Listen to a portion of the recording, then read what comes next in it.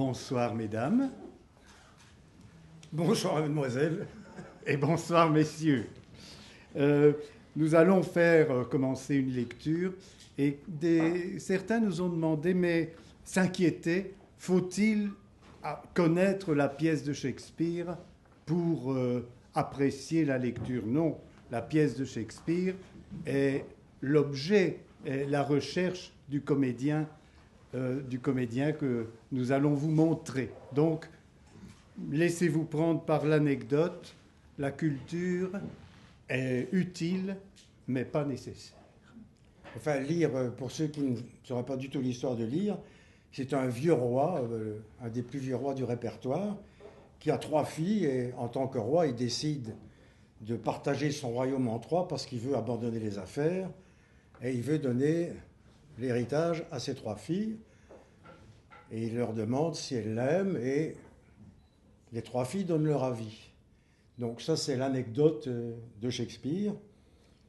Voilà, il ne faut pas en savoir beaucoup plus. C'est peut-être un monsieur qui décide d'abandonner ce qu'il est. Ça fera peut-être quelque chose dans vos oreilles plus tard.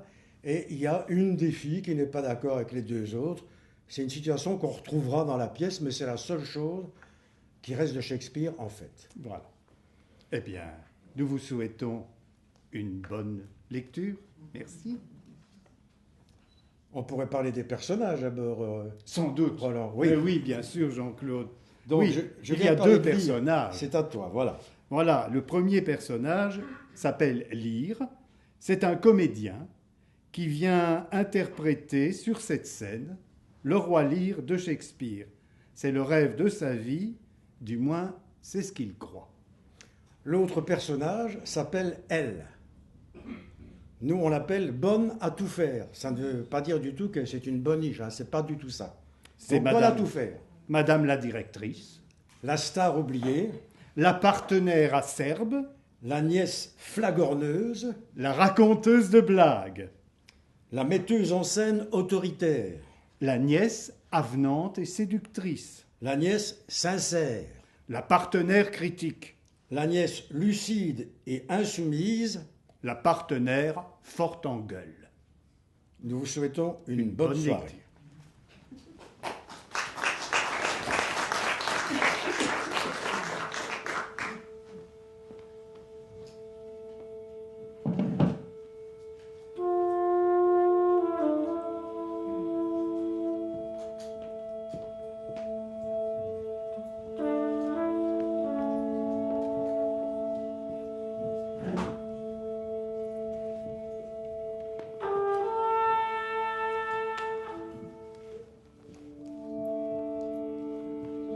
Quand la scène s'éclaire, Lear est seul. À l'avant-plan, on aperçoit en bord de scène le capot d'un trou de souffleurs. Les 3 coups. Tu entends? Ah. Le rideau s'ouvre. La première scène commence. Comment la joue-t-il? Bien, doucement. S'introduire lentement dans l'âme du public. C'est une question d'amour. Si vous en faites trop, ils sentiront la déclamation et vous le perdrez, le public. Les trompettes. Ah. C'est à moi. C'est à nous. Ah. J'ai chaud tout à coup. Allez, c'est parti.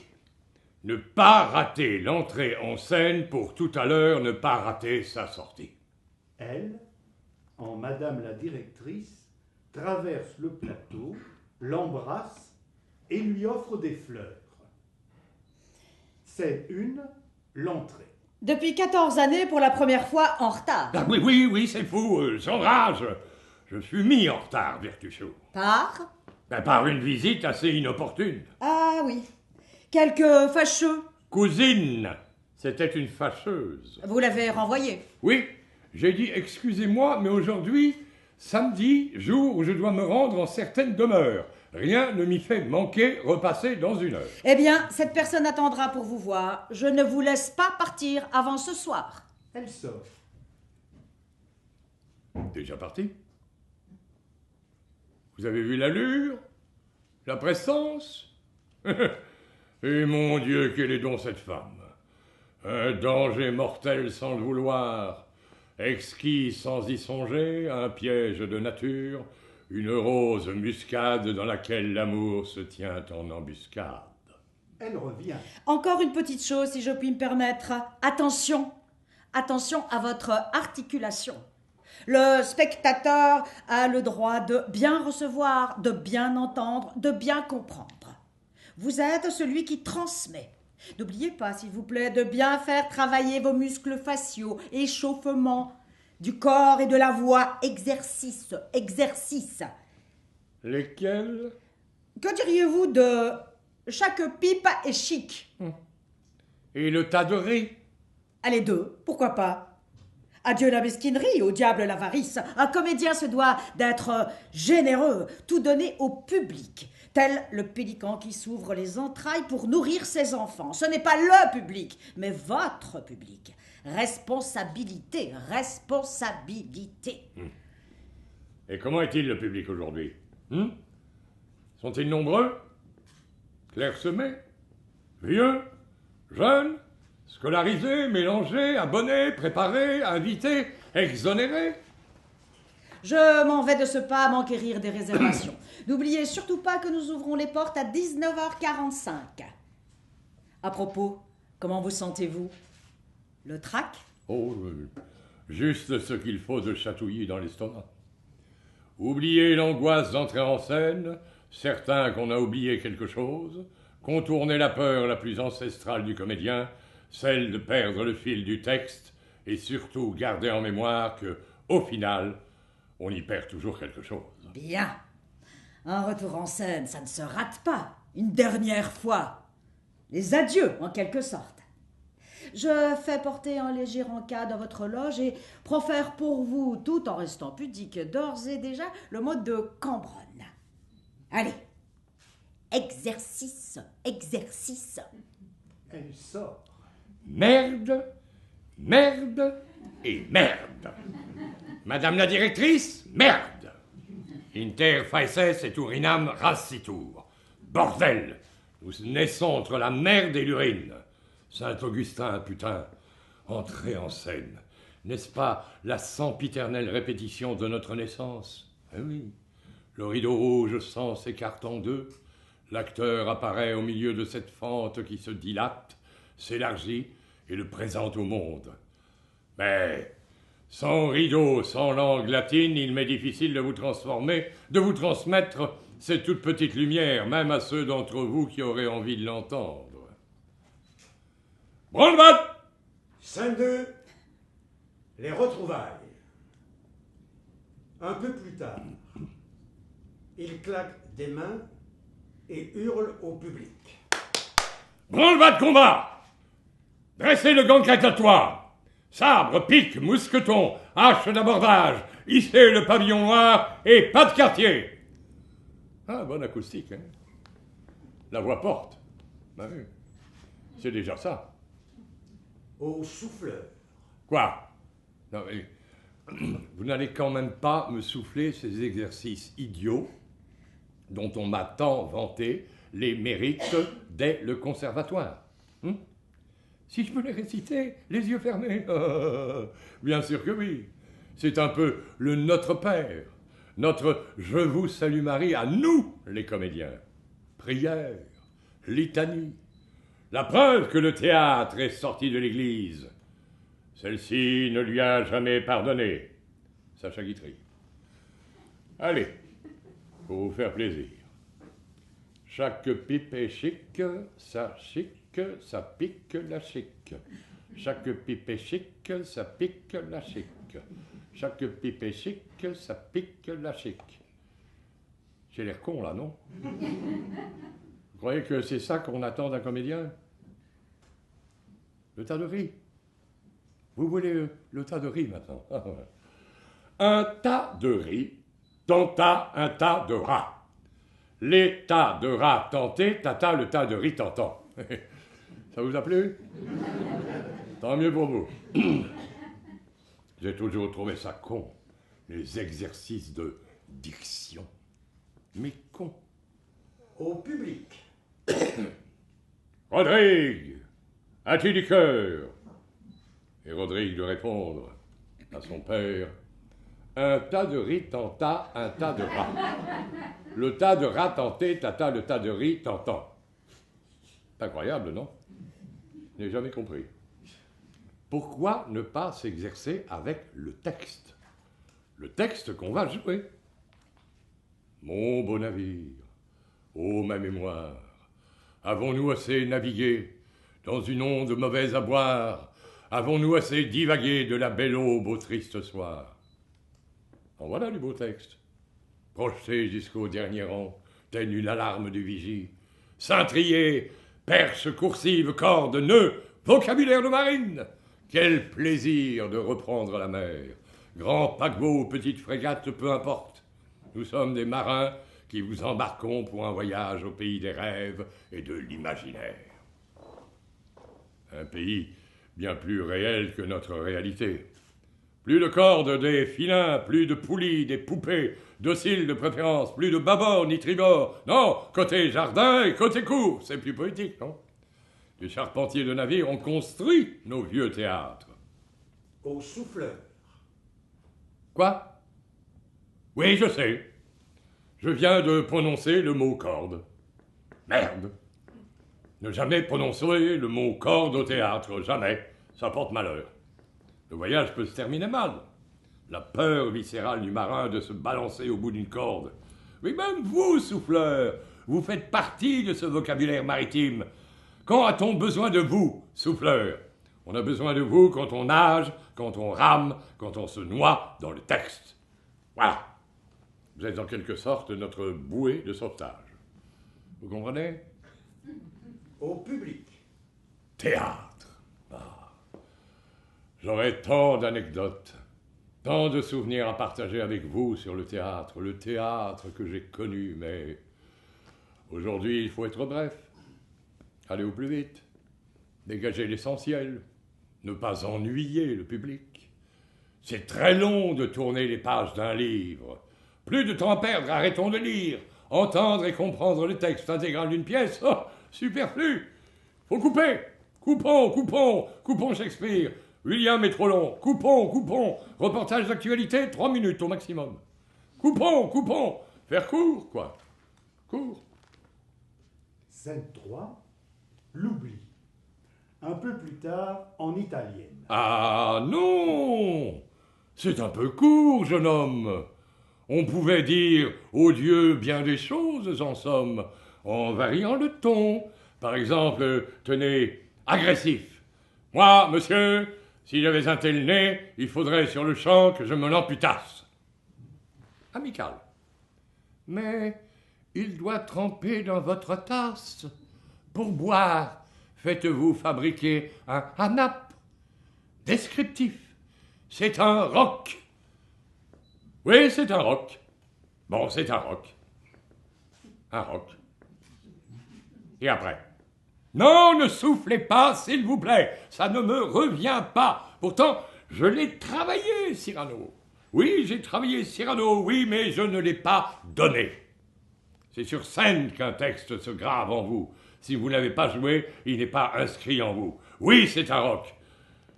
Bon, c'est un roc. Un roc? Et puis après? Non! Ne soufflez pas. Et puis après? Et puis un trou. Un trou? Oui. Un trou. Comme vous, souffleur. Dans mon trou. Les grands textes s'oublient, on les oublie. Je les oublie. Je deviens comme le théâtre d'aujourd'hui. Un théâtre sans mémoire, pour une société sans mémoire. Un comédien existe tant qu'il reste dans la mémoire des spectateurs. C'est là qu'il vit, dans leurs souvenirs. Un artiste est mort lorsqu'on l'a complètement oublié. Voilà. Ne pas être bancable, et alors? Ne pas être célèbre, soit. Ne pas être star, tant pis. mais restée là comme une trace dans la mémoire de quelques-uns. Voilà l'électrocardiogramme d'une belle carrière. C'est ce que je crois. Et là-dessus, je n'ai pas eu trop à me plaindre. Elle entre en star oubliée qui manifestement a tourné SDF. Cigarette au bec, elle soliloque avec un accent à couper au couteau qu'elle force tragiquement. Allez, père, quoi? Venez en table, c'est bête. Il faut être bête, c'est qu'on ne sait pas manger à son aise ici. Il faut tout le temps discuter et crier. Quand on crie, on oublie de mâcher et on avale des gros morceaux. Et ça est mauvais pour l'estomac. Mais enfin, mère ne vous a rien dit, père. Naturellement, vous tirez avec elle. Vous êtes toujours à deux contre moi. Elle jette sa cigarette et continue de soliloquer. Oh, les toniques, soutiens, les finales, serre-toi de ton médium, tiens-toi droite, regarde ton partenaire. Du jarret, des reins, tu crois que c'est mes reins et mes jarrets qu'il regarde? Mon cul, ouais! C'est le cas de le dire, c'est tout ce qu'il désire, mon cul. Voir bouger mon cul. Respire, articule! Ah là, t'as raison, hein, respirer. Respirer, mettre en valeur la poitrine. Et si le bout des tétons pointe, tant mieux. Venir au théâtre pour voir du boulevard et en même temps bander un peu en secret à côté de madame. Ah, c'est toujours ça de prix. Et on avale des grands morceaux, hein. Et ça est mauvais pour l'estomac. Mais enfin, mère ne vous a rien dit, père. Père. Toute sa vie restait la petite Suzanne avec sa jeunesse, ses beaux seins et son beau cul. Suzanne au queue, à vomir. Va te faire foutre, vieux cabot, avec ton drille de curé qui poursuit l'ancestrale tradition du théâtre. Articule, pose la voix. Vous êtes toujours à deux, gros trémois. Articuler quoi, l'accent bruxellois? Toucher à l'universel avec le quartier des Marolles? Mais il faut apprendre, et on apprend. Les circuits ne manquent pas. T'as vu le nombre d'écoles de théâtre? Académies, grandes écoles, facultés universitaires, cours privés, stages, n'importe quel crétin en fait une mise en scène se décrète professeur. Émission publique, la nouvelle star, The Voice, comment montrer son cul en 10 leçons, et j'en passe. Des dizaines, des centaines de comédiens sortent chaque année pour jouer où, hein? Pour jouer où? On forme des nageurs et il n'y a pas assez de piscine. Quand on crie, on oublie de marcher. Et ça, il va vraiment mauvais pour l'estomac. Allez, père, donnez à table, c'est bête. Mais enfin, mère ne vous a rien dit, père. Mère.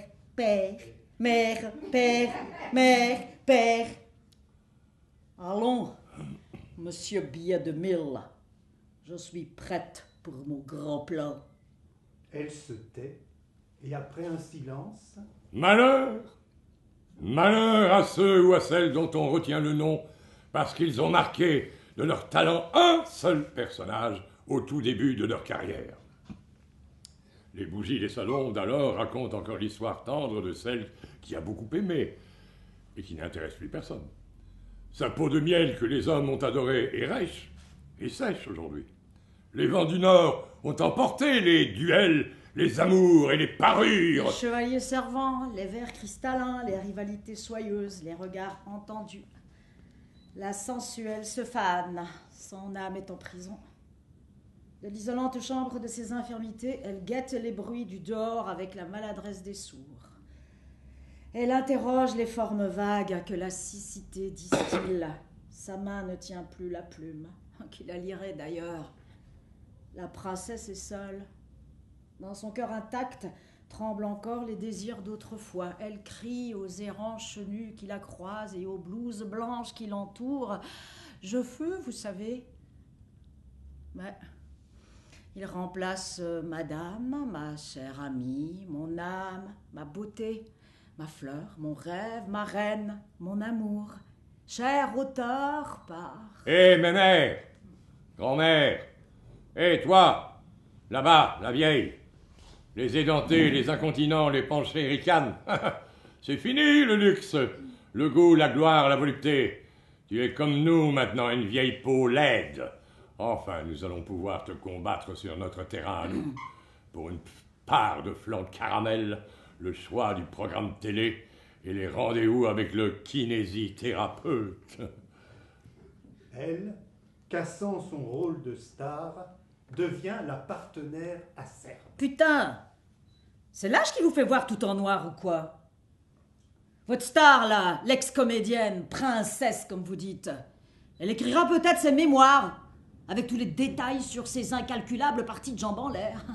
Elle participera peut-être à un jeu de télé-réalité où, parfaitement ridicule, elle se fera plaindre par ses anciens admirateurs. Elle fera sans doute, comme Mamie Gâteau, la publicité du dernier canard à récurer les chiottes. Et elle posera probablement à poil dans un torchon érotique au tirage délirant avec photo avant, après, à l'appui. Le jackpot, papy, le jackpot. Tout change, papy. Tout change. Vous êtes dépassé en bout de course, papy. Tout change. Et à propos de changement, il serait peut-être temps de vous changer. Elle sort avec le capot du souffleur. Scène 4, la politique culturelle. Un peu plus tard, lire, ruminant. Oui, tout change. Bien sûr que tout change. Tout change, d'accord, mais est-ce en mieux? Oh, j'ai connu une époque où on jouait dans les villages des spectacles exigeants. On dressait le chapiteau, on rencontrait le public, on échangeait avec lui, on lui transmettait la mémoire des siècles ou du temps présent. On appelait ça des fêtes. Les spectateurs se bousculaient pour voir du théâtre. Non mais vous vous rendez compte? Non, c'est pas un rêve. 500 représentations par an. Diffuser la culture, sans oublier les écoles, répandre le goût du théâtre, faire connaître nos auteurs, metteurs en scène, comédiens et décorateurs.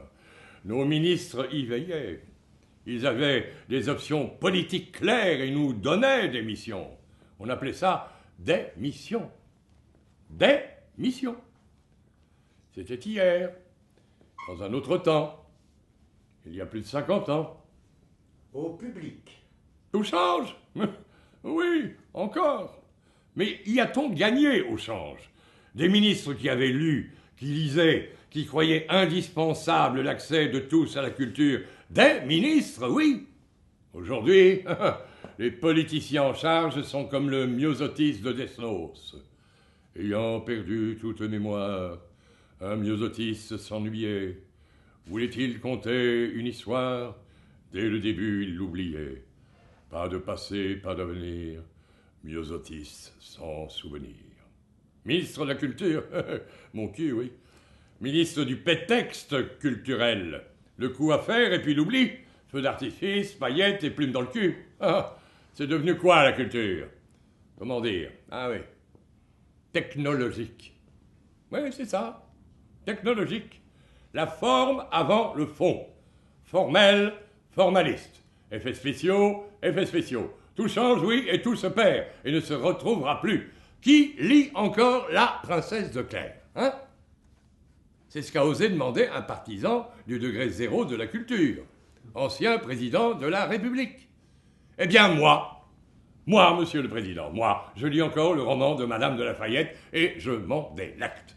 Par contre, quand je pense à vous, ça me débecte. Représentant du peuple. Mais ils le méprisent, le peuple. Finalement, pour eux, ce n'est qu'un troupeau de crétins qui n'ont qu'un seul petit talent, les choisir ponctuellement. Jamais un seul mot dans leur programme d'une vraie et forte politique culturelle. Rien. Jamais rien. Que faire? Comme vous. Je n'en sais rien. Ah, il est loin, le temps du théâtre national populaire. L'élitisme pour tous. Scène 5, ma loge. Un peu plus tard, il s'adresse à elle, qui manifestement n'est pas là. Voici donc ma loge, mademoiselle. Bien. Fonctionnelle, oui. Spatiate, certainement. Comme toujours, un manque de cintre sur le portant et une température un peu basse, trop basse pour réchauffer le cœur du vieux comédien que je suis. A-t-on toujours la loge qu'on mérite? Toujours trop? Souvent pas assez, n'est-ce pas, mademoiselle? Merci, mademoiselle. J'espère que vous allez pallier au plus tôt ces inconvénients par trop habituels. Mademoiselle. Tiens. Elle est partie. Ô femme, femme, femme, créature faible et décevante, nul animal créé ne peut manquer à son instinct. Le tien est-il don de tromper? Le mariage de Figaro. Acte 5. Scène 3. Soit. Mon charme légendaire ne les retient plus. Ô rage, ô désespoir, ô vieillesse ennemie, n'ai-je donc tant vécu que pour tant d'infamie? Et ne suis-je blanchi dans les travaux guerriers que pour voir en un jour flétrir tant de lauriers? Le Cid. Acte 1. Scène 4. Quand un comédien possède un texte, il le possède. Il le sait avec le cœur. Il le sait par cœur. Comédien, public, texte, théâtre. Une grande histoire d'amour, une histoire de cœur, cœur à cœur. Loge et salle, même concon, même nid, il faut aussi sentir chez soi. On ne se prépare pas un acte d'amour dans une chambre froide. C'est émotif, une loge. Gardienne et témoin de ces moments fugaces, de furtives rencontres. Et ils en oublient des choses, les comédiens, dans leur loge. Les pastilles pour la gorge pour l'un, les médicaments de l'autre, les bavarisses de la plus coquette, toutes ces petites misères qu'ils cachent loin de la lumière avant d'apparier. Ah, tiens. Ah oui, tiens. Une vieille cigarette oubliée. Mais oui. Personne ne l'a fumée. Pourquoi? Qu'est-ce que tu racontes comme histoire, toi, vieille cigarette, hein? Ah oui. Nous étions en tournée. À la fin de la pièce, un comédien devait rouler une cigarette en parlant au public. Il glissait la cigarette dans sa poche. Quand le noir se faisait, le spectacle se terminait. Le lendemain, avant d'entrer en scène, il me l'attendait, me l'offrait pour ainsi dire, et je la fumais. Tradition? Superstition? Lien invisible entre deux partenaires, entre nous? Que pouvait-il se passer si je ne la fumais pas? Un jour, nous nous sommes disputés, âprement, violemment. Nous sommes devenus des ennemis irréconciliables. Et chaque soir, pourtant, il me tendait sa cigarette que je fumais le lendemain. Est immuable. On ne sait jamais. Hein? Bon. Toi, je te garde, vieille cigarette, je la fumerai tout à l'heure, on ne sait jamais. Ben oui, on ne sait jamais. Chacun a ses manies, ses horaires, ses habitudes avant le grand combat. Il y en a qui arrivent dans leur loge dès midi, d'autres à la toute dernière minute. Il y a ceux qui s'enferment et ne veulent parler à personne de peur d'éteindre la petite flamme qu'ils pressentent en eux. Moi, comme tout le monde, j'arrive 1 heure avant le lever du rideau et je parle. C'est ma façon d'oublier la bête. La loge, oh, lieu de vie, le passage avant d'entrer en scène, notre cabine de voyage. Il n'y a pas si longtemps, je pouvais raconter la dernière à l'habilleuse, plaisanter avec la maquilleuse, agacer le souffleur, parler. Métier supprimé. On rogne, on gratte, on coupe, on réduit, on coproduit. Ça me donne souvent froid dans le dos. Vous n'avez pas froid, vous? Scène 6, mes nièces. Un peu plus tard, elle entre en nièce flagorneuse qui va s'occuper de la toilette de Lyre. Ah, grâce à mes filles, mes petites filles. En fait, ce sont mes petites nièces, mais je les appelle toujours mes petites filles. Tonton Tonnerre. Depuis leur tendre enfance, elles m'appellent Tonton Tonnerre, à cause de ma forte voix. Tonton Tonnerre, vous êtes attendu au théâtre. Nous nous sommes occupés de tout. Vous pouvez y créer votre inoubliable rôle. Profitez de l'occasion. Et j'ai dit oui, d'enthousiasme. Ah, théâtre, quand tu nous tiens. Arrêtez de répéter tout le temps la même chose. Vous vous faites du mal. Personne ne vous a oublié. Les spectateurs n'attendent que vous. Vous serez accueillis comme un roi. D'ailleurs, qui d'autre que vous pour jouer le roi? Le roi le plus célèbre du répertoire, le roi Lyre. Le roi Lyre. Vous avez rêvé toute votre vie de jouer le roi Lyre. Pourquoi refuser? Une gifle théâtrale à céder à ceux qui vous croyaient finis. Jouez le roi Lyre, le roi Lyre, le roi des livres, à vous qui défendez tant la lecture, tout un symbole. Terminez votre carrière en beauté. Faire vos adieux à la scène sous les applaudissements d'un dernier triomphe. Servir une dernière fois un spectacle conséquent, une ultime création. La création se meurt petit à petit, quelles que soient les institutions. Dans tous les théâtres, frais de fonctionnement déduits, que reste-t-il? Création. Ils n'ont que ce mot-là à la bouche. Oui, faut qu'on en parle, qu'on tourne autour. Tout ça pour faire passer un mélange d'acide citrique, de colorant d'eau et de sirop de glucose pour un vrai jus d'orange. Et pour que ça marche, il faut qu'on soit littéralement mitraillé, bombardé par les sons et les images. Et le texte, qu'en fait-on, tonton? On pourrait demander que le texte nous arrive correctement. Mais non. On passe avant tout aux images. Faut bien racoler le public, habitué aux pubs, aux séries, au cinéma, à la télévision, à la toile, au web.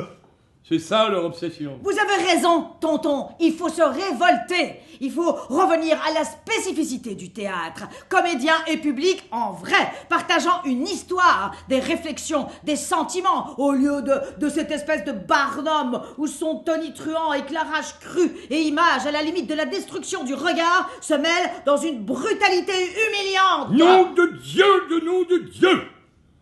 Ce n'est plus un spectacle, c'est un champ de bataille. Une guerre totale au son des orgues de Staline. Pour ceux qui s'en souviennent.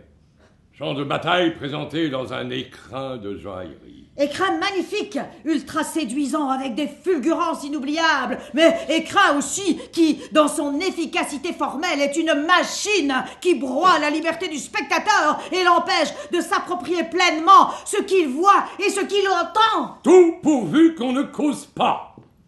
Qu'on ne cause plus. Bordel, qu'on ne cause surtout pas. Tout pour les effets. Rien pour les idées. Le sens les terrorise. Et ils ont raison en plus. Ce sont les idées qui sont terroristes. Tous les grands créateurs ont dynamité les idées reçues et ont changé le monde. Bien plus qu'un trou du cul avec une Kalachnikov. Culture sans idées. Culture sans valeur. Seule valeur, l'argent. Ah, surtout en faire. Et beaucoup. Et quand j'entends le mot culture, je sors ma calculette, hein, tonton? Des Goebbels modernes, oui, des Goebbels modernes, sur des idées révolues. Sous prétexte de modernité, ils traquent et tuent tout ce qui fait sens. Acteurs, guerriers, spectateurs pris en otage, victimes du show total. Meurtre, assassinat, trahison, victimes. Les auteurs. Plutôt que de comprendre les œuvres et de les donner simplement, ils veulent faire leur lecture. L'auteur était trop con pour écrire ce qu'il aurait dû écrire. Il faut lui donner une leçon. Lui montrer ce qu'en écrivant, il n'a pas compris. Ce crétin rédactionnaire. Comme si Racine ne suffisait pas à Racine. Quoi de neuf? Molière? C'est de Guitry. Mais Guitry, caca, n'est-ce pas? La merde, tonton, la merde. Tout pour tourner autour de l'œuvre sans s'intéresser à elle. Ils n'osent pas écrire.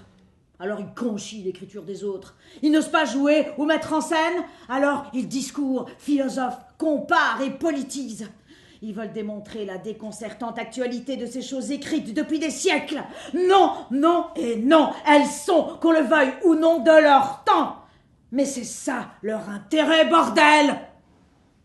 Mais on s'énerve. Il faudrait peut-être se montrer un tant soit peu positif, hein, tonton? Ce qui compte, c'est de relire le théâtre ancien avec nos yeux, notre mentalité et notre sensibilité d'aujourd'hui. Les lieux, le temps, l'anecdote et le pittoresque importent peu. Référence doit être faite à ce que nous vivons et ressentons. Alors, nous nous apercevrons très vite que nous sommes les frères et sœurs d'Hermione, d'Électre, d'Alceste, de Chimène, de Rodrigue. Et ceux-ci et leurs débats de conscience vivent étrangement en nous et parmi nous. En ce qui me concerne, je ne connais rien de Brindibou, ni de Rocabo, ni de Mimiki, ni de Pikachu, et une question me brûle les lèvres. Y a-t-il un Pokémon de 7e génération dans la salle? Voilà tourner sans arrêt autour du pot sans jamais tomber dedans. Bizarre hein, ce que sont devenus les mots du théâtre. On dit plus théâtre, hein, d'ailleurs on dit complexe culturel. Ça frise la psychanalyse, non? La psychose, la névrose. Centre culturel? Maison de la culture? Avant, le mot maison, dans le sens public, était réservé au bordel. C'est tout dire. On est loin des miracles et des mystères de la notion de lieu sacré. Et aux USA, c'est pire, tonton. Cinéma se dit theater. Là, au moins, ils assument la confusion. Les mots, rien que les mots. Tout y est dit. Le texte, rien que le texte. Voici, rien que pour vous, tonton, vous qui êtes friand du verbe. Tout enfant, j'allais rêvant, mon désir créé sous des toits en or, parmi les parfums, au son des musiques, des harems sans fin, paradis physique. Aujourd'hui plus calme et non moins ardent. Mais sachant la vie et qu'il faut qu'on plie, j'ai dû réfréner ma belle folie, sans me résigner par trop cependant. Soit, le grandiose échappe à ma dent. Elle sort. Scène 7. Avec ma mémoire. Un peu plus tard, imitant un chien. Il paraît que le théâtre sera bondé. Le bouche à oreille a galopé. Le public attend mon retour avec impatience. Elle ne s'en remettra pas. Ma troisième petite nièce. Elle qui se distingue, qui n'est jamais de l'avis des deux autres. Ah, elles avaient raison. Ce qui me manquait, c'était d'avoir un projet, quitter la ville, fuir cette inquiétude, changer d'air, retrouver ce beau et bon théâtre de province. Oui, je sais.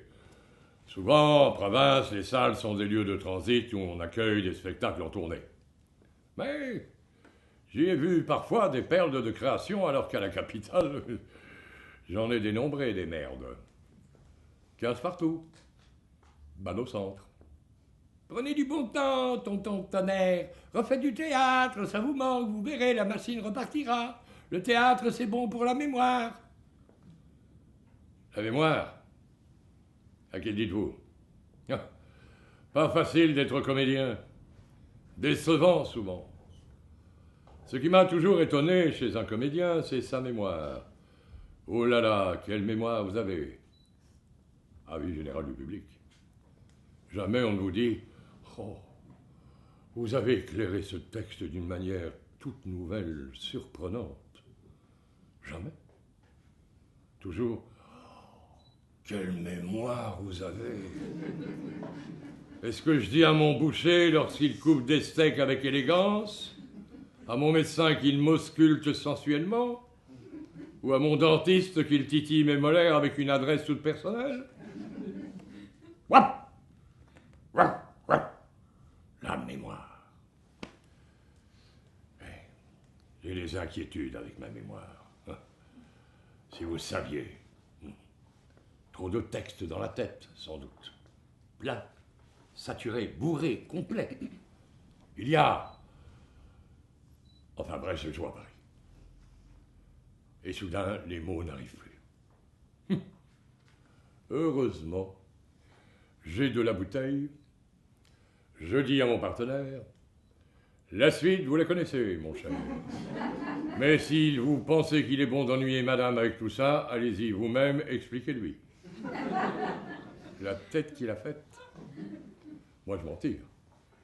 Mais lui, n'empêche, j'ai eu peur. Alors, j'ai décliné la tournée qu'on me proposa par la suite. La fatigue. Oui, sans doute la fatigue. Rien que la fatigue. Qu'est-ce que je disais? Ah oui, sur scène, on est à la merci de n'importe quoi. Sois sage ou ma douleur et tiens-toi plus tranquille. Tu réclamais le soir, il descend, le voici.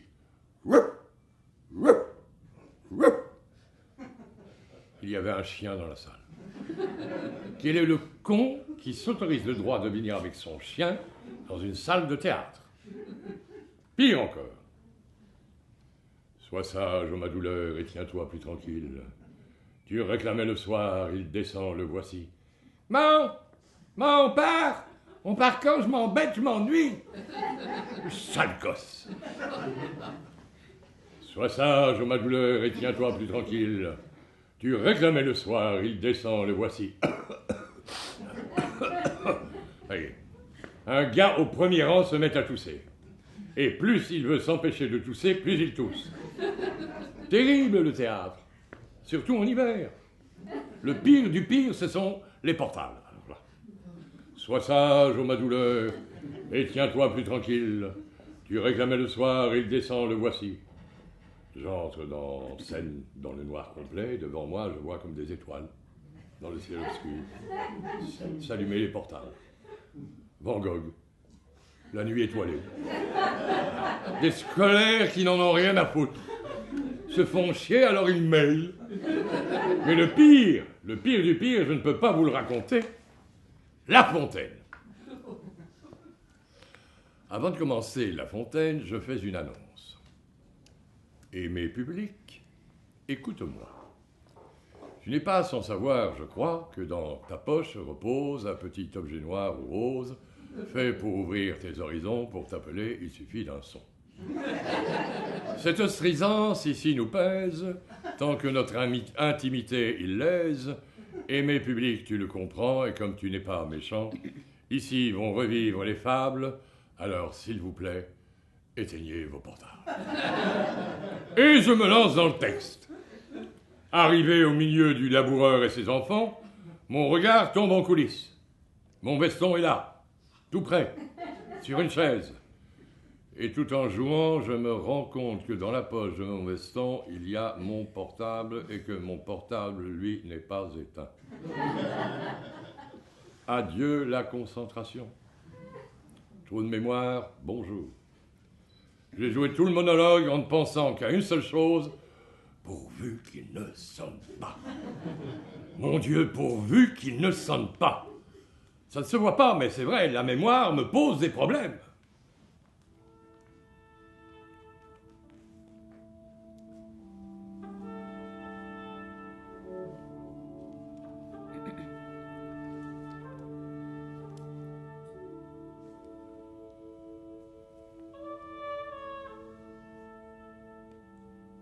Scène 8. Il faut le faire. Un peu plus tard, elle entre en raconteuse de blagues en hurlant de rire. Mémoire, soit. Mais il faut aussi des nerfs d'acier. À propos de mémoire, j'en ai une bien bonne, ça nous fera un petit entrain. C'est l'histoire de Madame Dufresne, une petite vieille, tout habillée de noir, tenant à deux mains son petit sac noir. Elle entre dans une fromagerie, bouscule la dizaine de clients qui sont devant elle. « Pardon, monsieur. Pardon, madame. Pardon, monsieur. » Et s'adresse à la vendeuse. « Pardon, bonjour, madame. Je voudrais, mais attention, en très fine tranche, 150 grammes d'Alzheimer. » Madame Dufresne, il y a à peine un quart d'heure que je vous ai précisé que je n'avais plus d'Alzheimer et qu'il vous faudra attendre et revenir la semaine prochaine, dit la vendeuse avec un air entendu aux autres clients.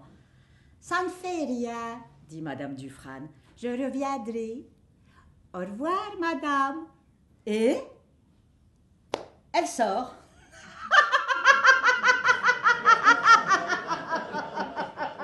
Au théâtre, il faut des nerfs d'acier. Des nerfs d'acier. Ah, ce jour-là, nous jouons en province. La scène de la petite salle des fêtes qui nous accueille est trop petite pour notre décor. Ah, pour une fête, c'est une fête. Nous inversons le dispositif. Nos techniciens montent la scénographie dans le fond de la salle et nous inventons un jeu de gradins. La pièce est sombre, âpre et dure, sociale pour tout dire. Écoute mon histoire, s'il te plaît. Je suis descendu à la mine très jeune, avec de faux certificats, vendus pour ainsi dire, vendus à la mine pour nourrir toute la famille. Une porte, côté cour sur Seine, s'ouvre sur la cafétéria. Elle est en activité, cette foutue cafétéria. Musique de fond beuglante et rythme rock'n'roll. Ils ont même organisé une tombola. Régulièrement, la porte s'ouvre sur notre scène, apportant lumière et flonfon. Un monsieur blond passe la tête, interpelle le spectateur. Hé, Maurice, t'as gagné! Et le spectateur descend les gradins pour aller chercher son prix sous les bravos des uns et les protestations des autres. Et moi, stoïque, j'exprime avec art des sentiments élevés. Un quart d'heure plus tard, voilà dit pas que Madame Dufresne revient dans la fromagerie, bouscule de nouveau la dizaine de clients. Pardon, monsieur, pardon, madame, pardon, monsieur, et s'adresse à la vendeuse. Bonjour, madame, je voudrais, mais attention, en très fine tranche, 150 grammes d'Alzheimer. Madame Dufresne, essayez d'être gentille. Vous voyez bien que j'ai beaucoup de clients à servir. Et je vous ai déjà dit, il y a un quart d'heure, que je n'avais plus d'Alzheimer. Je n'en ai plus. Plus. Ça ne fait rien, dit Madame Dufresne. Je reviendrai. Au revoir, madame. Et elle sort. Avec le père, nous étions 5. 5 à travailler. Je travaillais tous les jours, mais eux, ils ne payaient que de temps en temps. Mais il fallait se taire. Le plus agaçant était ce gros monsieur blond qui ouvrait la porte maudite régulièrement. Il amenait la musique et la lumière, et puis sa grosse tête boudeuse. Il poussait un soupir, puis refermait la porte. Il faisait ça régulièrement, l'air de dire « C'est pas encore fini ?» J'avais envie de le tuer. Alors, un quart d'heure plus tard, sans crier gare, Madame Dufresne revient dans la fromagerie, rebouscule la dizaine de clients qui sont toujours devant elle et le pardon, madame, et le pardon, monsieur, et le pardon, madame, et s'adresse une fois de plus à la vendeuse. Bonjour, madame. Je voudrais, mais attention, en très fine tranche, 150 grammes d'Alzheimer. Madame Dufresne, ça fait la 5e fois aujourd'hui que je vous dis et que je vous répète que je n'ai plus d'Alzheimer. Mon fournisseur ne passera que la semaine prochaine, alors au revoir, Madame Dufresne. Faites place, j'ai des clients à servir. Écœurée, Madame Dufresne répond « Oh, mademoiselle, ne le prenez pas sur ce ton, vous verrez. Vous verrez plus tard, quand vous serez vieille et que vous aussi, vous serez atteinte de la maladie des mentales. »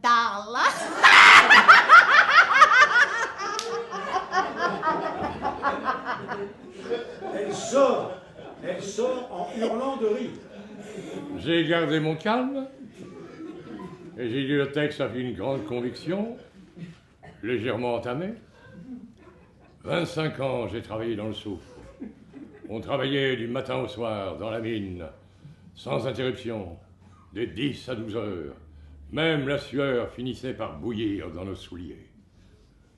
À la fin du spectacle, applaudissements et, oh, surprise, entrée du gros monsieur blond, portant dans ses bras un gros bouquet de fleurs destiné à la comédienne principale.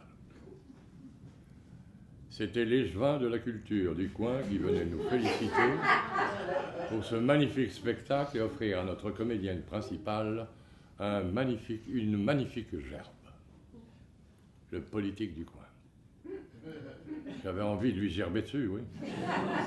Évidemment, un carnaval, un banquet médiéval, une partie de football ou une foire au boudin leur rapportent plus de voix. Pourtant, en dépit de tout ce foutoir, pas une seule hésitation dans mon texte. Pas un seul trou dans mes souvenirs. Elle revient en hurlant de rire. Au rasoir, le texte. Au rasoir. Elle sort en répétant la réplique. Scène 9, à propos de l'entrée, un peu plus tard. C'est la mémoire récente qui peut poser problème, m'ont-on dit. Enfin, qu'ils disent. Je me souviens parfaitement de cette jolie dame qui m'a accueilli. C'est par ici, monsieur, voici votre loge, vous verrez, c'est fonctionnel. Attention, l'eau chaude est difficile à régler, vous pourriez vous brûler. Vous êtes témoin, non? Bon, on passera sur la décoration, mademoiselle. Dites, mademoiselle, comment remonte-t-on le chauffage? Mademoiselle, déjà parti. Et il fait toujours froid dans ce théâtre. Bref, concentration. J'ai une première ce soir. Le texte. Revoir le texte. Toujours s'immerger dans le texte. Certains disent qu'il ne faut jamais revoir son texte avant de jouer. Soit. Et je ne suis pas de cet avis. Le texte, c'est notre colonne vertébrale. Sans lui, le comédien s'écroule. Bon. Mon entrée. Je m'adresse à Gloucester. Faites venir les seigneurs de France et de Bourgogne, Gloucester. Il me répond, oui, monseigneur. Oui, je connais les répliques de mes partenaires. C'est un minimum pour comprendre la pièce, hein. Agir et réagir. Quand on pense qu'il y en a qui ne connaissent que leurs répliques, enfin. Et puis je continue. Pendant ce temps, nous dévoilerons nos plus mystérieuses intentions. Qu'on me donne la carte. Qu'on me donne la carte. Ah, voilà, ça me revient. Bon, j'ai la carte. Et ensuite, sachez que nous avons divisé en 3 parts notre royaume et que c'est notre intention formelle de soustraire notre vieillesse aux soins et aux affaires pour en charger de plus jeunes forces, tandis que nous nous traînerons sans encombre vers la mort. Bon, reprenons. Qu'on me donne la carte. Sachez que nous avons divisé... Merde. Je peine à retenir ma réplique. Je viens de la dire d'un trait il y a 10 secondes. Je ne vais quand même pas avoir le même coup qu'à Paris. À Paris, en plein spectacle, soudain, les mots de la pièce n'arrivent plus. Heureusement, j'ai de la bouteille. Je m'en tire. Je dis à mon partenaire... Oui, je vous l'ai déjà raconté, non? Ça, je l'ai dit. Non, je l'ai déjà dit. Oui, je l'ai déjà dit. Ah, ma mémoire me joue des tours. Rien que des trous où s'engouffrent les vents de l'oubli, comme dans ces théâtres mal chauffés, ouverts à tous les courants d'air. Scène 10. Le texte. Rien que le texte. Un peu plus tard, lire, récite. Enfin, n'en pouvant plus d'efforts et de douleur, il met bas son fagot et songe à son malheur. Il appelle la mort, elle vient sans tarder, lui demande ce qu'il faut faire. Avec mon problème parisien, j'ai encore joué ici et là, mais toujours en lecture, à la radio ou à la télévision. J'étais un peu troublé, chaudé, tombé dans la crainte de nouveaux textes à apprendre. Que faire? Plus de mémoire, plus de comédien. J'ai naturellement repris mon spectacle fétiche, mon La Fontaine. Ah, pour La Fontaine, pas de problème. Gravé dans les neurones depuis l'enfance, les fables sont inscrites là, au mot près. Quoi? Vieux? La Fontaine? Ah, c'est vous qui le dites, hein? Et moi, je vous dis que La Fontaine nous parle d'aujourd'hui. Comment? Comme ceci. Un mal qui répand la terreur. Mal que le ciel, dans sa fureur, inventa pour punir les crimes de la terre, la peste, puisqu'il faut l'appeler par son nom, capable d'enrichir en un jour l'Achéron, faisait aux animaux la guerre. Hein? Ce mal, cette maladie, qu'est-ce que c'est? Elle nous menace tous. Est-ce l'oubli? Est-ce l'absence de mémoire? Est-ce la sottise qui ronge tout? Qui nous atteint tous? Est-ce l'idéologie décervelante? L'intolérance religieuse? La victoire dit « on n'y peut rien ». Ils ne mouraient pas tous, mais tous étaient frappés. On n'en voyait point d'occupés à chercher le soutien du mourante vie. Nullement n'excitait leur envie, ni loup, ni renard, n'épiait la douce et l'innocente proie. Les tourterelles se fuyaient. Plus d'amour, partant plus de joie. Ah, les tourterelles se fuyaient. Non mais vous vous rendez compte? Les tourterelles se fuyaient. Ce qui est le symbole même de l'amour se disjoint.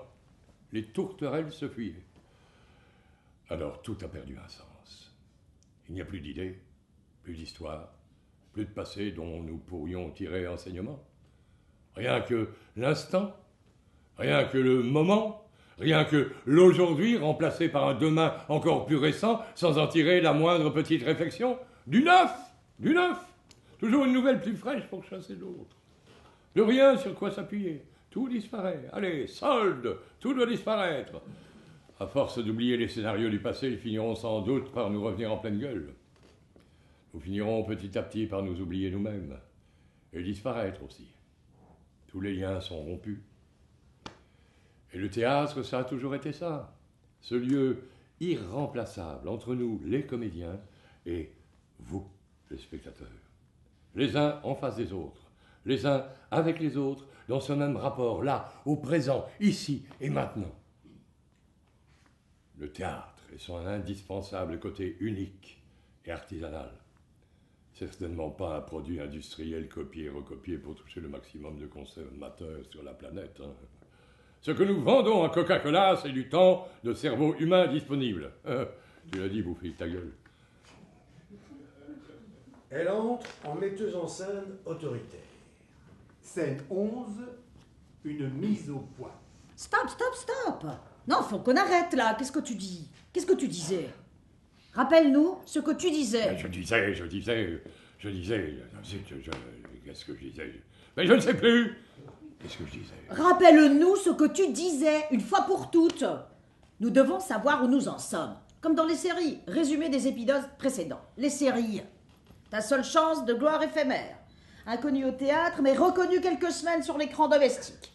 Donc, tu oublies. Pourquoi? Allez, générique. On entend une musique typique des génériques de séries. Un petit coup de fatigue, sans doute. N'empêche, j'ai eu peur à Paris. Bon, nous sommes à Paris. Tu as des problèmes de mémoire. Tu as peur de continuer ton métier. Décision. Mais j'ai pensé arrêter le théâtre. En colloque avec moi-même, en colloque singulier avec moi-même. J'aime bien cette expression.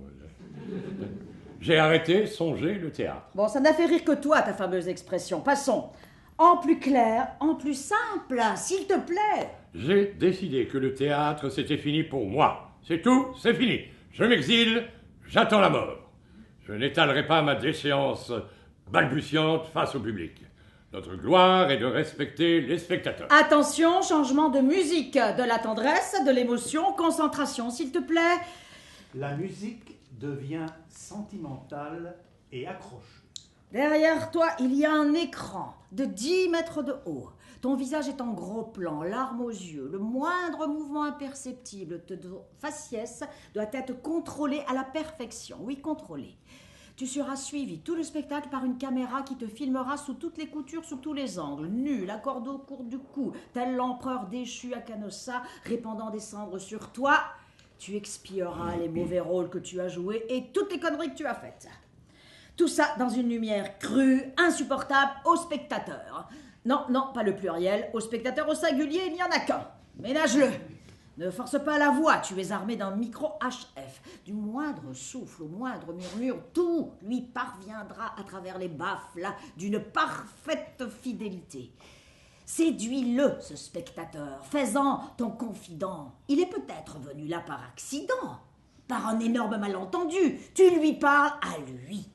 Souviens-toi, on ne lui a jamais parlé de théâtre à l'école. Il n'a jamais vu de retransmission à la télé, il n'y en a pratiquement jamais. Il n'a jamais lu les critiques dans la presse, c'est trop compliqué à trouver quand il y en a. Il est probablement arrivé là à l'heure, par hasard. C'est incroyable, il est là.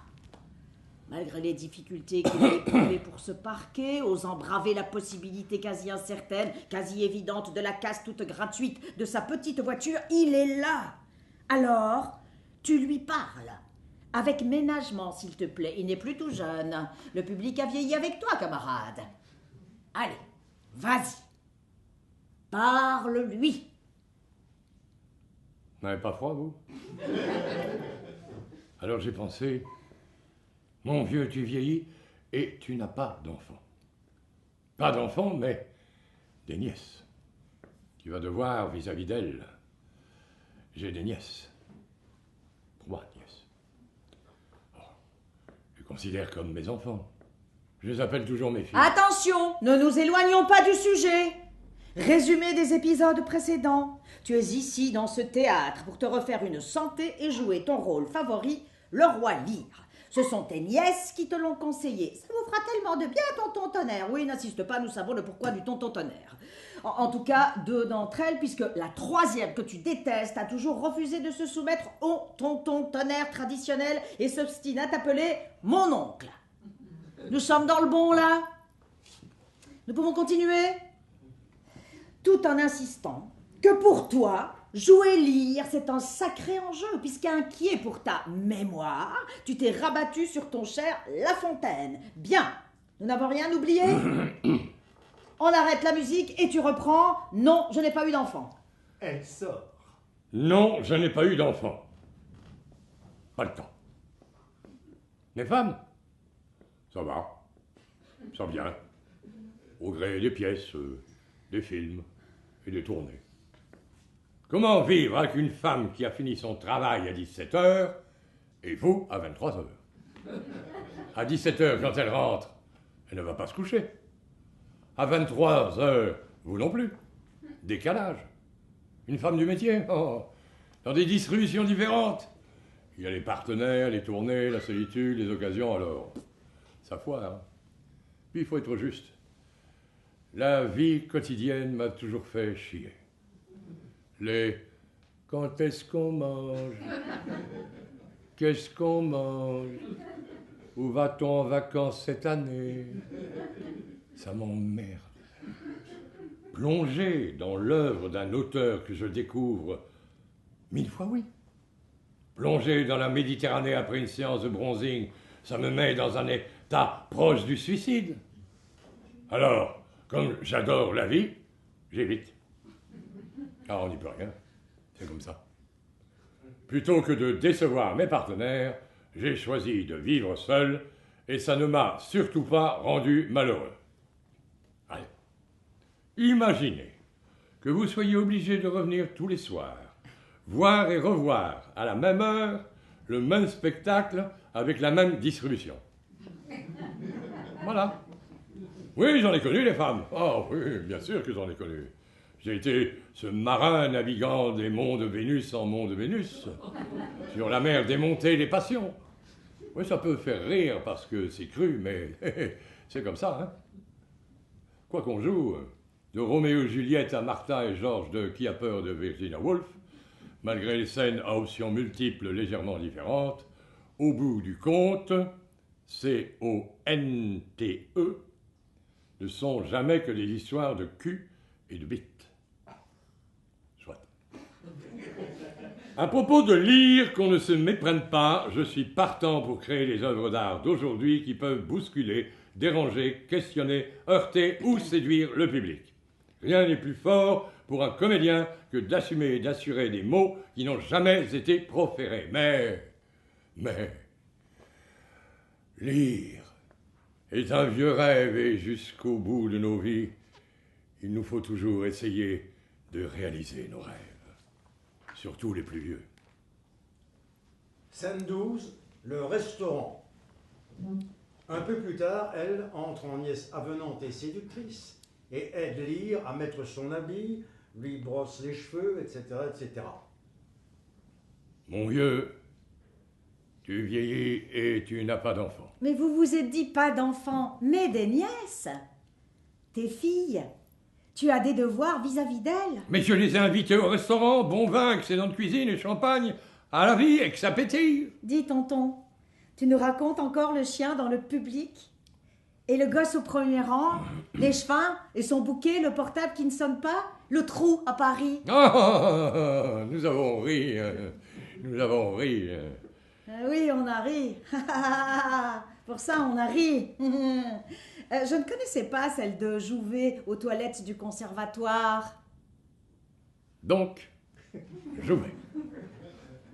Professeur craint et unanimement respecté, appelé le patron par ses élèves, développe la critique d'une scène, disséquant, analysant, ne passant rien. François Perrier, qui est dans sa classe, c'est la classe que l'on voit dans le film Entrer les artistes, a envie de pisser. Il sait que le maître a horreur d'être dérangé. Il glisse donc jusqu'au sol, rampe sans bruit et se retrouve dans les toilettes du conservatoire. Il fonce vers le premier urinoir et commence à se soulager avec bonheur. 3 secondes après, Jouvet entre, il prend l'urinoir d'à côté et se met à pisser lui aussi. Inutile de dire que Perrier est très, très ému. 3 longues secondes plus tard, on entend la voix de Jouvet. Cette voix si caractéristique hachant le texte pour pouvoir respirer, frappé qu'il avait été dans sa jeunesse par des crises d'asthme. « Eh bien, mon petit gars, si tu pisses comme tu parles, il va falloir te faire opérer de la prostate. »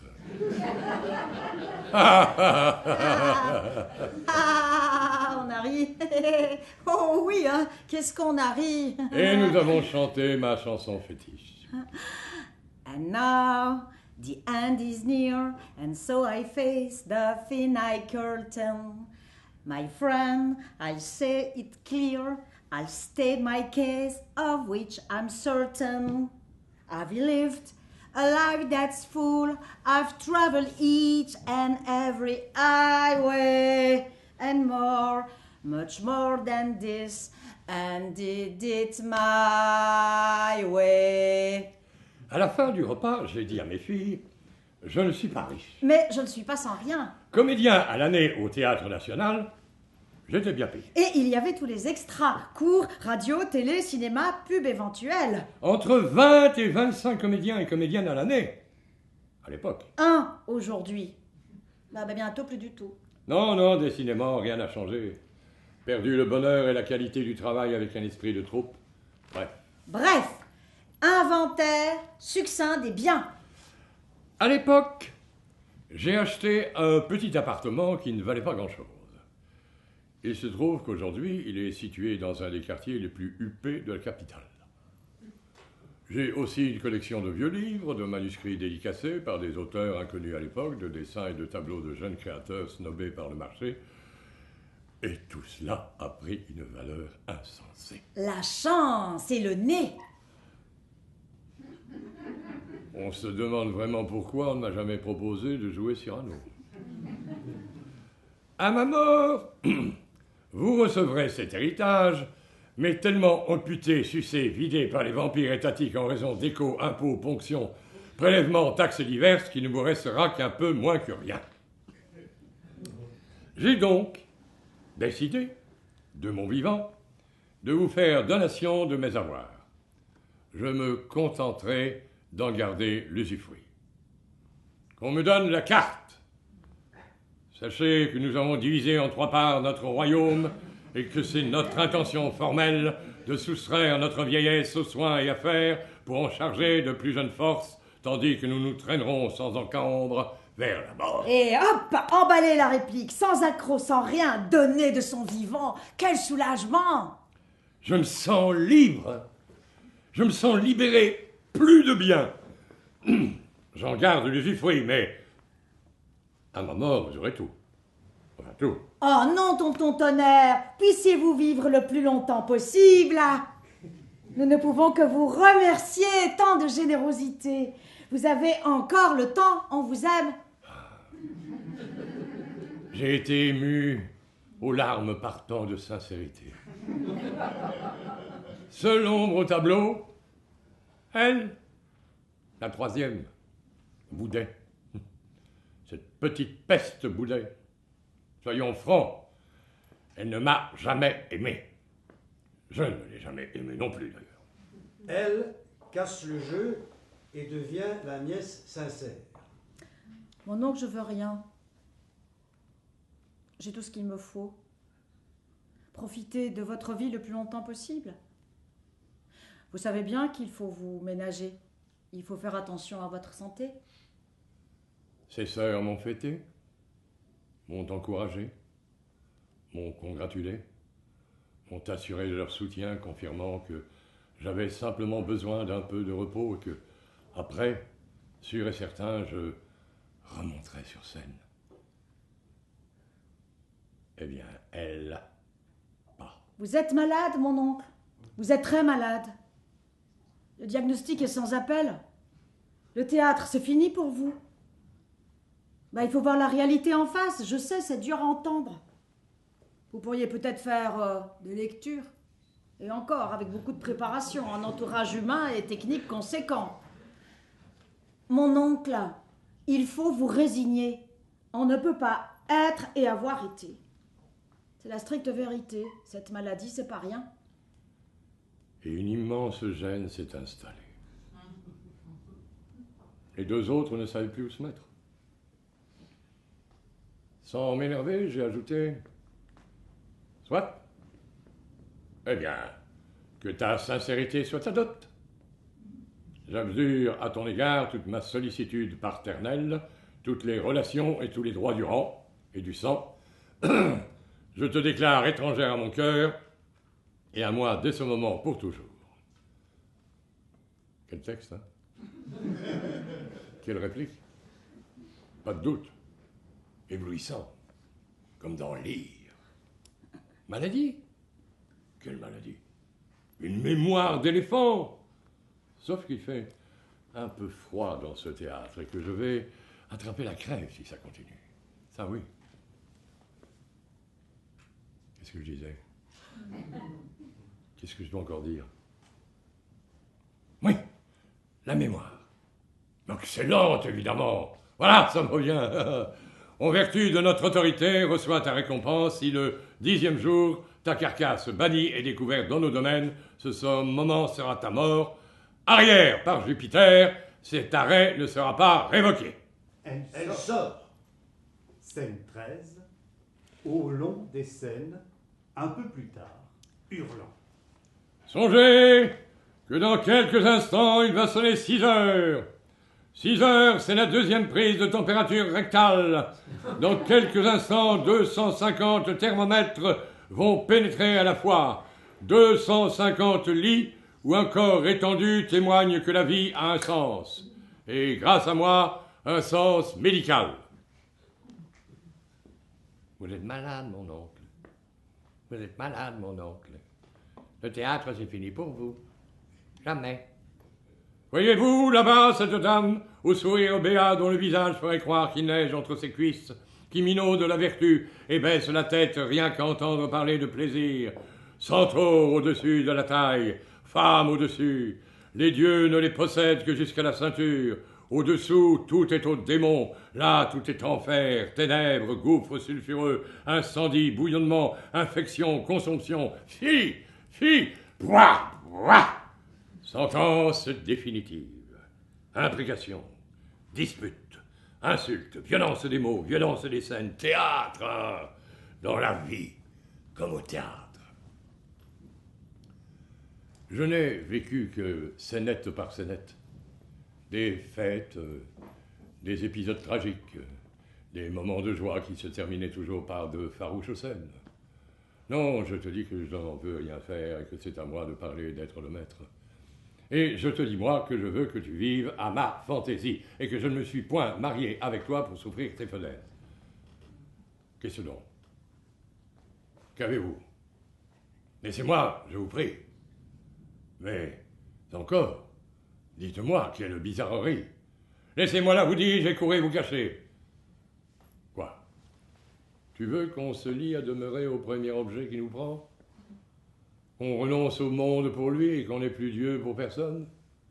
Ces gens qui, par une âme à l'intérêt soumise, font de dévotion métier et marchandise.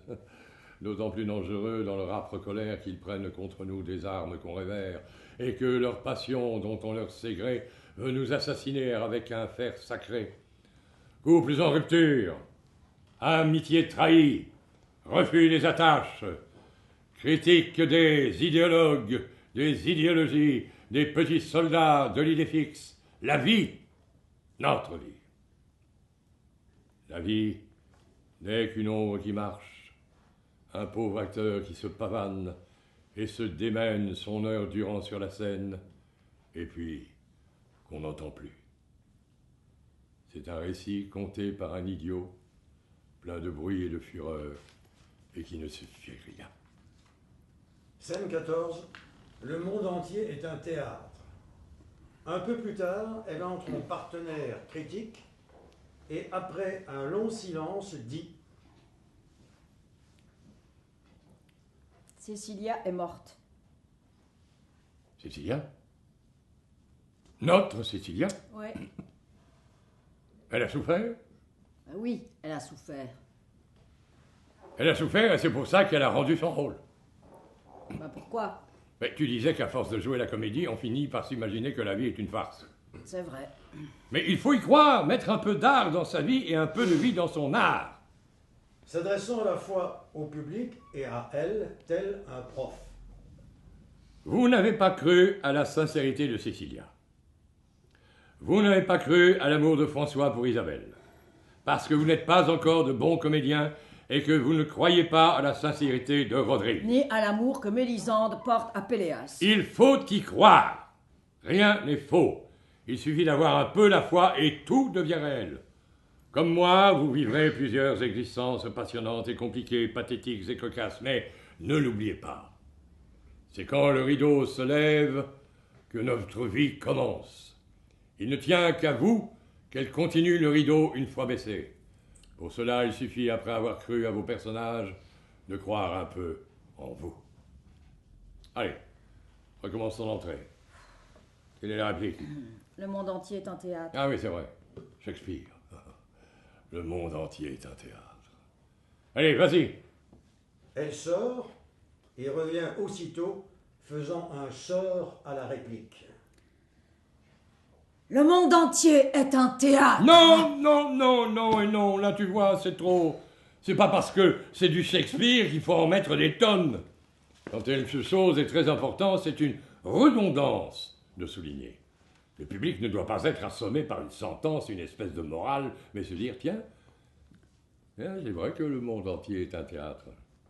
Avec la lucarne magique, il peut constater tous les jours fixe l'invraisemblable distribution du réel. Allez, recommence. Moi, qu'est-ce que je fais? Mais tu entres simplement, tu me prends par le bras, nous nous mettons en marche, calmement, lentement. Disons que c'est l'heure de la promenade. Tout est simple au début, et puis petit à petit, tes reproches peuvent venir troubler la quiétude. Allez, on y va. Elle sort, puis rentre en partenaire critique et commence à jouer ce qui a été dit. Le monde entier est un théâtre. Et tous, hommes et femmes, n'y sommes que des acteurs. Ils font leurs sorties, leurs entrées. Et chacun dans sa vie a plusieurs rôles à jouer. Dans un drame, à 7 âges. D'abord, le nouveau-né, vagissant et bavant dans les bras de sa nourrice.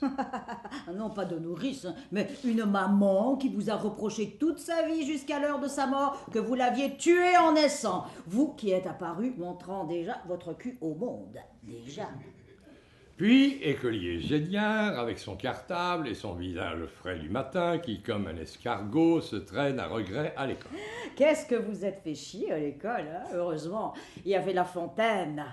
Maman vous mettez sur la table et vous récitiez, sûr d'être la vedette. Déjà. Et puis, l'amoureux, soupir de forge et ballade dolente sur les sourcils de sa maîtresse. Oh, un peu macho et miso sur les bords. Maman fouillait vos poches, vous questionnez, allez voir les mères de vos petites amies, bref, elle voulait régler votre vie point par point, scène par scène, créant ainsi le besoin de metteurs en scène. Déjà. Puis le soldat, plein de jurons étranges, violents et prompt à la querelle, recherchant la bulle d'air de la gloire dans la gueule du canon. Parlons de gloire si vous voulez. Vous ne serez jamais un homme, vous a dit votre maman, alors qu'elle avait tout fait pour que vous soyez réformé. Vous avez supporté toute votre vie ce regard, cet insistant questionnement sur votre entrejambe lorsque vous parliez de votre non-service militaire, un peu honteux parfois déjà. Puis le juge de paix, Beau ventre rond, doublé de chapon fin, plein d'augustes dictions, d'exemples rabattus, et c'est ainsi qu'il joue son rôle. Parfait juge des pièces, du jeu des autres, subjuguant la relève avec des anecdotes toujours les mêmes. Et j'ai rencontré un tel et j'ai eu la chance de jouer avec une telle, la vedette, la star.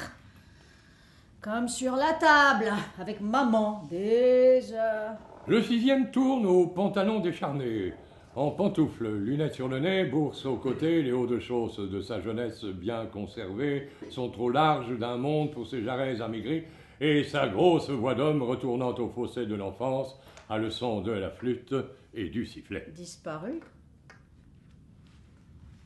la tonitruance de cette voix de tonnerre. Quelle belle voix, cette expression que vous avez oubliée. Après, quelle mémoire. Une vie, toute une vie qui se résume à ces 2 minuscules choses qui, chez vous, petit à petit, disparaissent. Déjà. Le tout dernier tableau, qui clôt cette histoire étrange et mouvementée, c'est la seconde enfance, c'est la mémoire absente, sans dents, sans rien. Votre spectacle touche à sa fin. C'est là que le public pense ou s'écrie, soit ouf ou encore. Déjà, rien que pour vous. Et vous, madame, qui êtes-vous? Elle sort. Scène 15, la fin du chemin. Un peu plus tard, elle revient avec les derniers éléments du costume de lyre. C'est moi, votre nièce, celle que vous avez rejetée. J'ai juré de ne plus jamais te parler. Écoutez-moi quand même. Héritage ou pas, je ne veux pas rester brouillée avec vous. N'ayant plus de vos nouvelles, j'ai contacté mes sœurs. Nous avons été obligés de le placer. Il souffre de la maladie. Voilà ce qu'elles m'ont dit. Maladie? Où vous croyez-vous, mon oncle? Au théâtre, pour jouer Lear, jouer Shakespeare. Quelle responsabilité! J'ai peur tout à coup. Et mes problèmes de mémoire. Miss Mémoire s'est planquée dans l'armoire, paniquée, mais l'envie fut trop forte. Elle a fui sous la porte, perdu pied sans histoire. Miss Mémoire s'est noyée. Des écouteurs? Jamais. Des écouteurs. Un souffleur dans la tête. Non mais, ce vent passager, ces voix qui s'éteignent, une mémoire dans les oreilles. Non, je n'en suis pas encore là. Je rentre chez moi, répétez. Mon oncle! Quoi encore? Vous n'avez plus de chez vous. Elles ont tout embarqué. Il n'y reste plus rien chez vous. Vous devrez rester ici, le temps que votre avocat que j'ai contacté règle tout ça. Merci, Cordelia. Je ne m'appelle pas Cordelia, mon oncle, s'il vous plaît. Lire, avant tout. C'est une allusion. Relis, lire, s'il te plaît. Une allusion? À quoi? Grâce! Ne vous moquez pas de moi. Je suis un pauvre vieux radoteur de 80 ans et au-delà, pas une heure de plus ni de moins. Et à parler franchement, je crains de n'être pas dans ma parfaite raison. Il me semble que je dois vous connaître et connaître cet homme, pourtant je suis dans le doute, car j'ignore absolument quel est le lieu, et tous mes efforts de mémoire ne peuvent me rappeler ce costume. Je ne sais même pas où j'ai logé la nuit dernière. Oh, ne riez pas de moi, car aussi vrai que je suis homme, je crois que ces 2 dames et mon enfant Cordelia, je le tiens. Ah, le texte, je tiens le rôle. Écoute, voici la fin du chemin. Le public entre dans la salle. J'entends ses pas, ses chuchotements, ses rires. Non, ne pas regarder par le trou du rideau, ça porte malheur. Une dernière fois, je vais jouer. Jouer encore. Donne-moi le bras. Mais mon oncle, vous êtes dans votre chambre, au home. Là devant vous, c'est la fameuse affiche du festival où vous avez joué Lear. C'est le 4e mur, le vrai. Mais justement, l'annonce a été faite, il ne faut pas se dérober, jouer, en toutes circonstances. Tu entends? On frappe les 3 coups. Chacun est à son poste. Le régisseur peut ouvrir le rideau et gonfler les voiles. Kent, Gloucester, Edmond, c'est à vous. Allez, soyez bon, hein. Vous préparez mon entrée. Le public s'installe. Il bruit comme une volière. Ah, les 3 coups. Tu entends? Ah, le rideau s'ouvre. La chaleur du public, son odeur faite de toutes les senteurs de cette foule amassée nous frappe au visage. Ah, différente chaque soir. Un marqueur pour les sens. Et la première scène commence. Comment la joue-t-il? Écoutons. Bien. Bien. Doucement. S'introduire lentement dans l'âme du public, c'est une question d'amour. Si vous en faites trop, ce sera mauvais. Ils sentiront la déclamation et vous le perdrez, le public. Les sonneries des trompettes. C'est à moi. C'est à nous. Oh, j'ai chaud tout à coup. Allez, c'est parti. Le parenté, l'entrée en scène. Pour tout à l'heure, bien en sortir. Et attention cul, lire, attention cul, comme le disait Maria Casares au théâtre. Le cul, c'est capital. Il s'agit de rentrer fesses et ventre afin de dégager la tête qui, elle, doit être mise en valeur. Allez, on y va! La lumière descend peu à peu jusqu'au noir.